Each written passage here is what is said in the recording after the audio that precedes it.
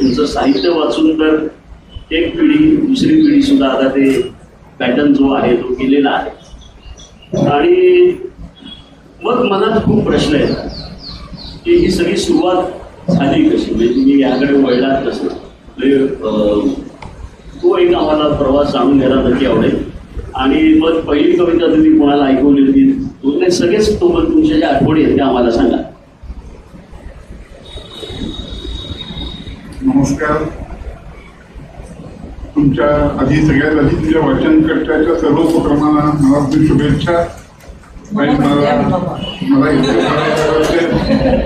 मनापासून धन्यवाद. कसं सांगू तुम्हाला, ऐकू येतात, स्पष्ट बोलतोय. मी फार लहानपणी जायला लागलो. म्हणजे मी अतिशय लहान असा लिहित होतो. 3-3.5 वर्षाचा असताना मी पहिली कविता लिहिली असेल. आणि तुम्हाला खोटे वाटते, मी बालवाडीत असताना मी नक्की यांनीच लिहिली का कविता, असा चर्चा मी माझ्या आठवणीत आहे की ते बायका करायच्या त्यांनी दिलं असं ते व्हायचं सगळं. नंतर सुधाताई बदली मागची त्या सगळ्या बालवाडीच्या पर्यंतापासून बोलायचं मंदिरच्या बालवाडीमध्ये. तर माझी बडबडी मला आठवत आहे, मी आधी सांगतो. तर किती लहानपणी लिहायचं बघा. एक होती मनी माऊ, एक होती मनी माऊ, तिला हवा होता खाऊ. एक होती मनी माऊ, तिला हवा होता खाऊ. धावत गेली टेबलापाठी, टेबलात होती पहिल्यांची बसली. सुरुवात केली खायला, मनात लागली खायला. खाण्याचा लावला सपाटा, पाठीचा सपाटा. तर अशी बडबडीत मी फार लहानपणी लिहायला लागलो. पण मग खोटं वाटेल की ती सगळ्यात आधी कथा लिहायला लागलो. सगळ्यात आधी मला कथा सुचायला लागल्या माझ्या आईमुळे. पण मी माझा प्रसिद्ध बसवला आणि माझ्या कथा मागे जराच्या मागे झाल्या. पण सूचना हे जे आहे ते फार लहानपणापासूनच आहे. तर का मी अभ्यासात हुशार असतो आणि चांगले मार्क मिळवले असते तर याचं कौतुक झालं असतं. पण दुर्दैवाने तसंच काही झालं नाही. जेव्हा सगळंच देत नाही तुम्हाला, तर त्याने मला सूचना ही प्रक्रिया दिली. बाकी शिकवलेलं बाहेरून स्वीकारणं आणि आत्मसात करणं ते दिलं नाही. माझ्या हातून बाहेर येत होतं, बाहेरून आत घ्यायला फार कष्ट करावं लागत होते. तर असं मी चालू लिहून गेलो होतो की माझी गोष्ट मला सांगताना मी जास्त खुला शिरत नाही. माझी गोष्ट मला सांगताना मी जास्त खुला शिरत नाही, कारण निर्दोष असा मी मामाबाई बोलत नाही.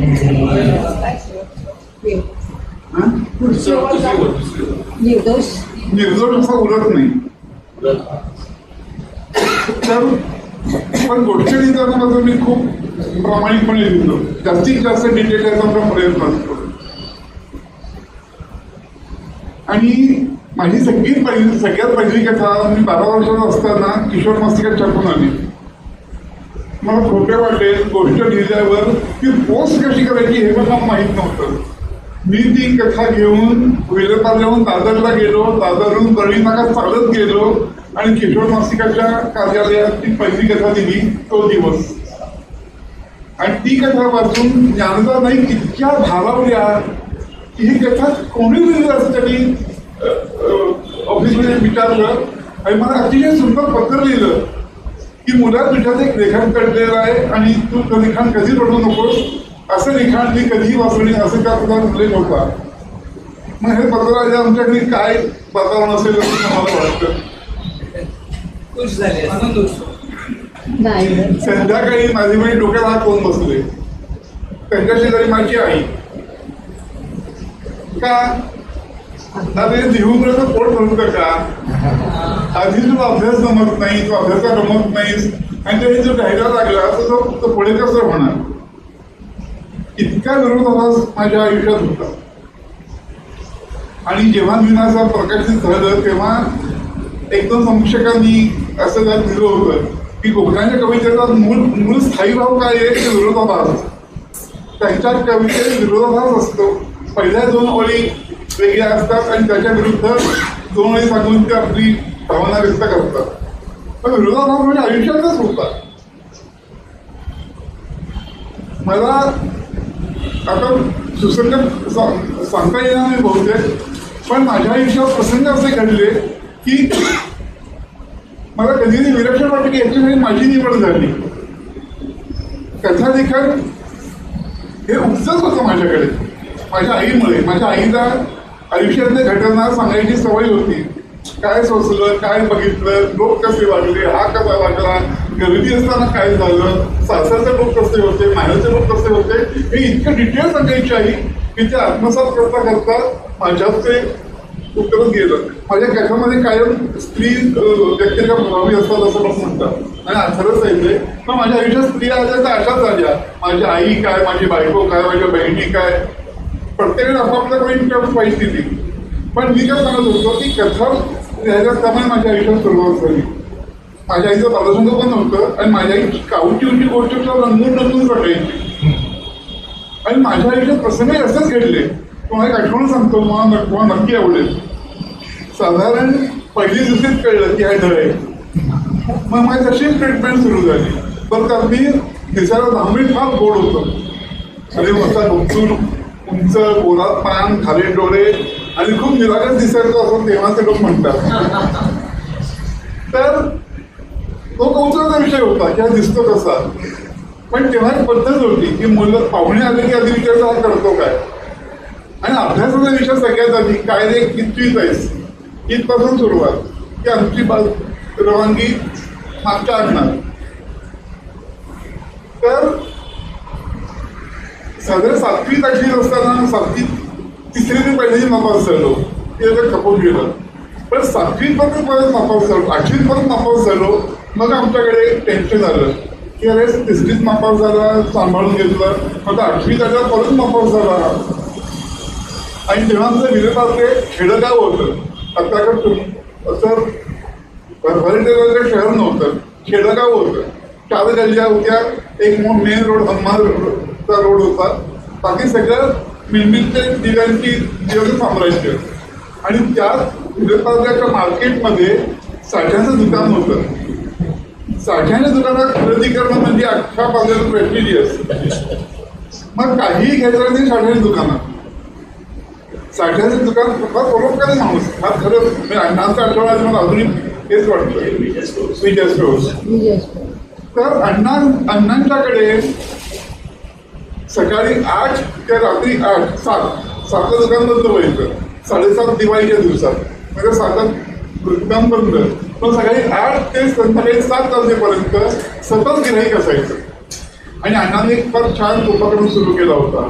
जसं परांजकांनी ब्राह्मणांसाठी रामानंद, शिवानंद आणि अशा सगळ्या इमारती बांधल्या, तसे बर्वे, जोशी, कोकटे, पटवर्धन, ओक, तांबले, तापके अशा घरात ज्यांची मुलं अभ्यासात मागे पडली आहेत, कारण अभ्यास जमत नाही, अशा मुलांना अण्णा नोकरी द्यायचे.